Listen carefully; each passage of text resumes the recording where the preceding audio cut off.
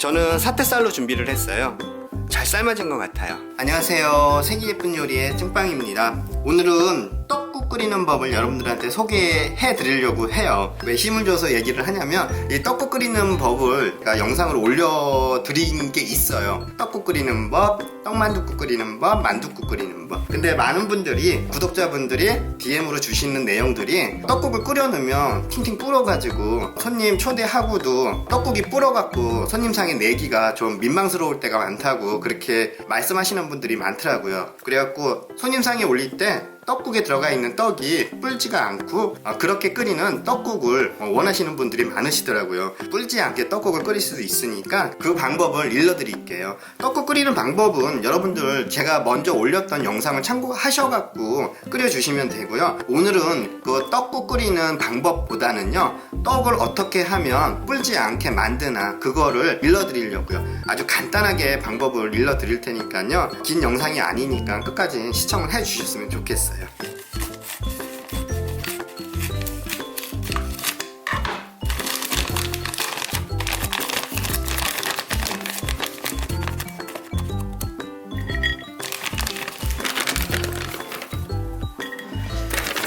저는 한 600g 정도의 양을 준비를 할 거예요.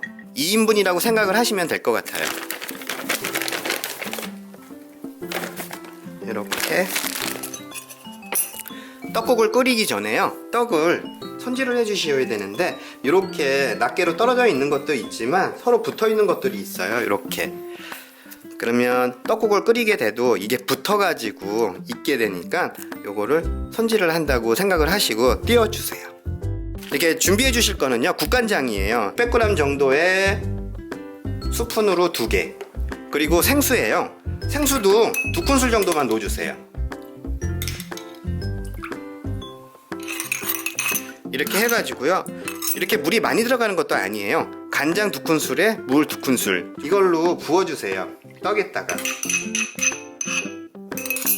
그리고 버무려 주세요. 이 작업을 해주시면요, 떡에는 전분기가 있기 때문에 떡 속에 있는 전분의 성질이 물을 흡수해 가지고 떡이 부는 역할을 해주는 거거든요. 그래서 전분이 그 역할을 못하게끔 해주기 위해서 국간장으로 삼투압 작용에 의해서 물을 흡수하지 못하게 그 역할을 해주는 거예요. 10분에서 15분 정도만 고기 재듯이 잠시만 놔둬주세요. 참기름이에요. 참기름은 육수가 끓기 전에, 떡을 집어넣기 전에 바로 떡에 묻혀가지고 육수에다가 넣어주시면은 오랫동안 드셔도 불지 않고 손님상에 놓을 때 탁하지 않은 맑은 육수에 떡국을 대접을 하실 수가 있으니까, 이렇게 해서 한번 올해는 떡국을 한번 끓여보세요.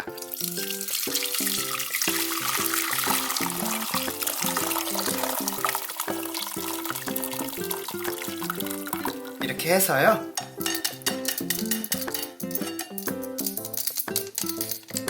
맑은 육수를 빼신 다음에 그 다음 멸치 육수 내는 법, 고기 육수 내는 법을 제가 예전 동영상에 올려놨으니까요, 육수 내는 법은 그 동영상을 참고해 주시면 될 것 같아요.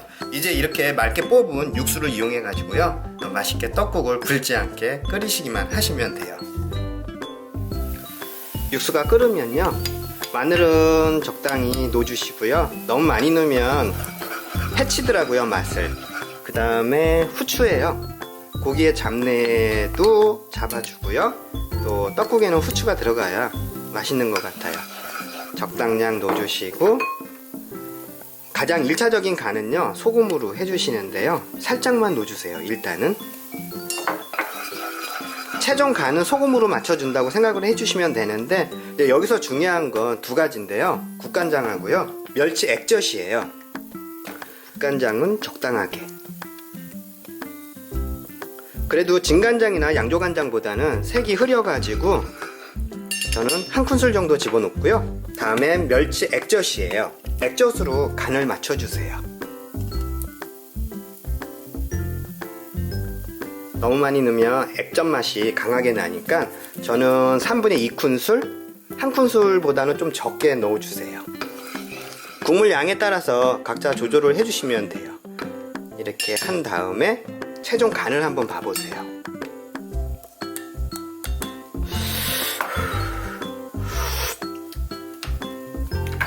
저는 살짝 싱거워요. 이렇게 싱거울 때는요, 마지막 간은 소금으로 최종 간은 잡아주시면 돼요.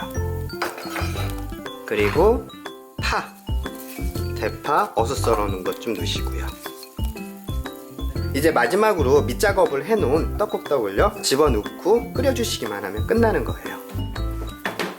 간장에다가 밑간을 해놓은 떡국떡을 집어넣어 주시면 되는데, 이 상태로 넣으셔도 크게 불지는 않는데요, 한 번 더 확실하게 불리지 않게 하려면 참기름이에요.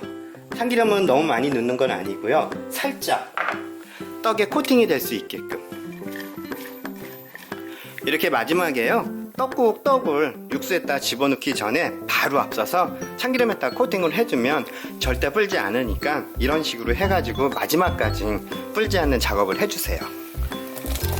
한번 살짝 간장에다가 절여놨기 때문에 금방 익을 거예요. 그냥 떡국을 불려서 하는 방법도 있긴 한데요, 이렇게 떡국떡에다가 밑작업을 해주시면요 절대 떡국떡이 불지는 않아요. 떡국떡 안에 있는 전분 성질이요, 물을 흡수하는 성질이 있기 때문에 밑작업을 했기 때문에 물을 흡수하지는 않을 거예요. 그래갖고 평상시 불려갖고 드셨던, 불어갖고 고민이 많으셨던 그런 분들한테는 이 방법으로 하셔가지고서는 떡국을 끓여주시면 좋아요. 이제 한 소끔만 끓여주세요.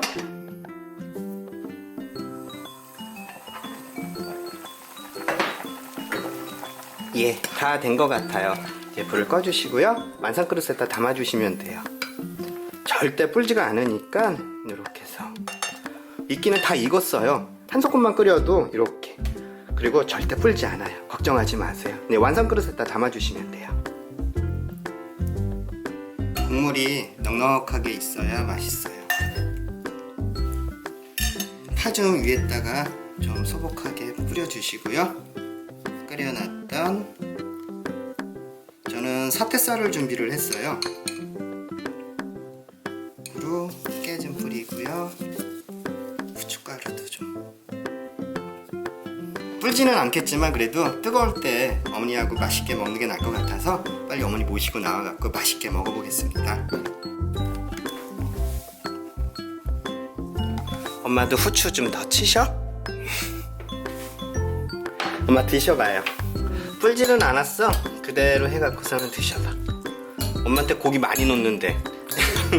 이거 사태살로 사갖고 왔어.